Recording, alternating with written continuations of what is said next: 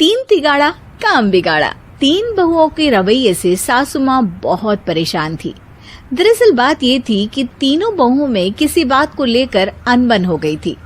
तब से ही तीनों एक दूसरे से मुंह फुलाए रहती थी। ना कोई सीधे मुंह किसी से बात करती, ना किसी का कहना मानती। पड़ोसी भी इस बात को जानते थे और जाने कैसे कैसे बातें भी करते। इसीलिए सासू माँ ने तीनों बहुओं को तुरंत अपने कमरे में बुलाया। मैं कई दिनों से देख रही हूँ, तुम तीनों अलग अलग सारे काम कर रही हो। ये सब नहीं चलेगा, तीनों को मिलकर ही काम करना पड़ेगा। सास की बात सुनकर एकदम से बड़ी बहू बोल उठती है। नहीं मम्मी जी, मैं इन दोनों के साथ कुछ नहीं कर सकती। मैं इस घर की बड़ी बहू हूँ, फिर भी ये मेरा कहना बिल्कुल भी नहीं मानती। अरे जेठानी जी, जानबूझकर मुझे डबल काम करवाती है आप, और छोटी मुझसे टेढ़े मुंह ही बात करती है। इन दोनों के बीच हमेशा सैंडविच बन जाती है मेरी, और मैं हमेशा आलू की तरह बीच में मसली जाती हूँ। मम्मी जी, इन दोनों को लगता है कि मैं छोटी हूँ तो इनके पैरों तले दब जाऊंगी, लेकिन नहीं, मेरा भी उतना ही अधिकार है जितना इन दोनों का है। बड़ी आई दोनों मेरी चुगली करने के लिए, मुझे क्या कम समझ रखा है। तीनों बहू एक दूसरे से बहस करने लगती है और सास दोबारा ये देखकर टेंशन में आ जाती है और सबसे कहती है, चुप हो जाओ, अब से तुम तीनों सारे काम एक साथ करोगी, आंख बंद करके एक दूसरे की बात सुनोगी। तुम तीनों इस बात को गांठ बांध लो, वरना अगली छुट्टियों में तुम्हारा अपना मायके जाना कैंसिल।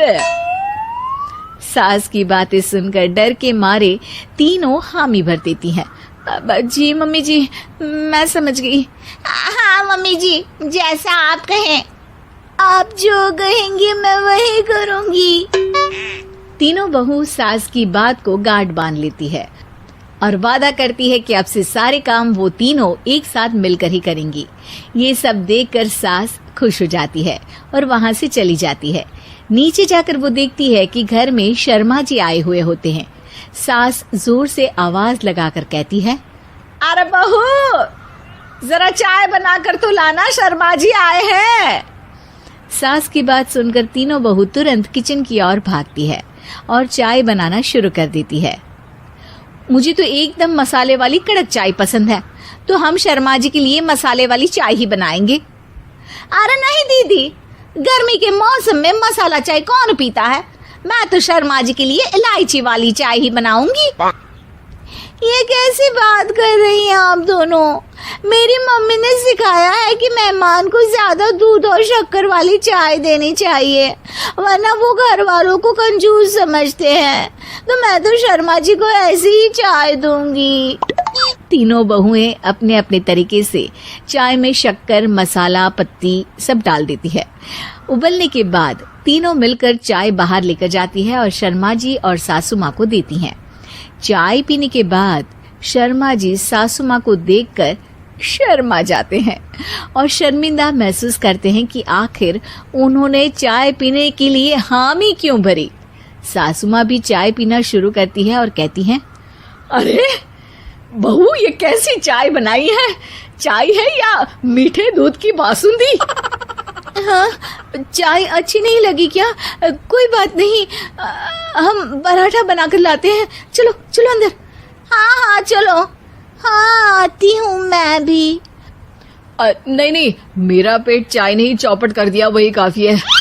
पराठे से पोपट नहीं करवाना, मैं तो चलता हूँ। शर्मा जी चुपचाप पतली गली से निकल जाते हैं। अगले दिन सास बहुओं से कहती है, अरे बहू, जाओ जाके ऊपर के गेस्ट हाउस की सफाई कर दो। कल हमारे यहाँ मेरे दूर के रिश्तेदार आने वाले हैं, तो पूरे कमरे को चमका देना, समझी? तीनों बहू सास की बात को मानकर ऊपर सफाई करने चली जाती हैं और तीनों कमरे की सफाई चालू कर देती है। बड़ी बहू मकड़ी के जाले साफ करती है, तो बीच वाली झाड़ू लगाना और छोटी वाली सर्फ डालकर जमीन धोना शुरू कर देती है। अरे दीदी, जेठानी जी, अभी मैंने पूरी फर्श धोई और आप फिर से धूल नीचे गिरा रही हैं। और मछली जेठानी जी, आप बिना झाड़ू की धूल यहाँ छटक रही हैं। अरे तीनों को साफ करना है, एक साथ सफाई करते हैं ना। अरे वही तो, हम साथ साथ हैं, घर साफ साफ है। तीनों बहू ऐसे ही काम में उलझ जाती है और 2 घंटे तक एक ही कमरे की सफाई करती रहती है।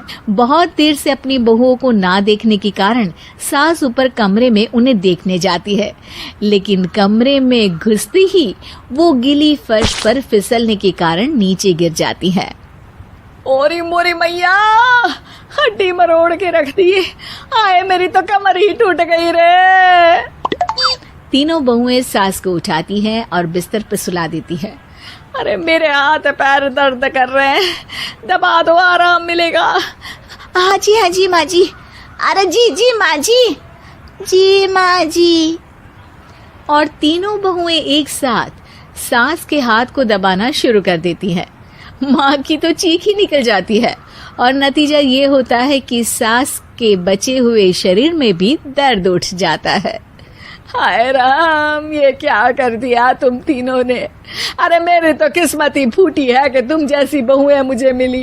हे भगवान, पूरे शरीर में दर्द बढ़ गया है। अब तो पता नहीं कि चल भी पाऊंगी या नहीं।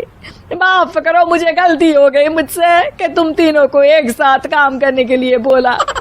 सोचा था तीनों मिलके अच्छे से काम करेगी, लेकिन बड़े बुजुर्ग सही कहते थे कि 3 तिगाड़ा काम बिगाड़ा। तुम लोगों ने ये बात ना आज साबित करके दिखा दी। तुम तीनों को तो समझाना यानी मानो भैंस के आगे बीन बजाना है। तुम्हें अकेले अकेले काम करना है ना, तो अब से तुम अकेले ही अपना अपना काम करो। तीनों बहुएं वहां से जाने लगती है। अरे कहाँ जा रही हो? आप ही ने तो कहा कि अपना अपना काम करो, तो मुझे मुल्तानी मिट्टी लगानी है।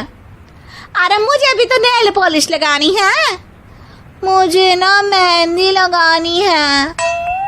सास अपना सर पीट लेती है और कहती है, अरे मुझे भी लगाना है कुछ। क्या माँ जी? तुम्हारे घर वालों को फोन तुम्हारी हरकतें बताने के लिए।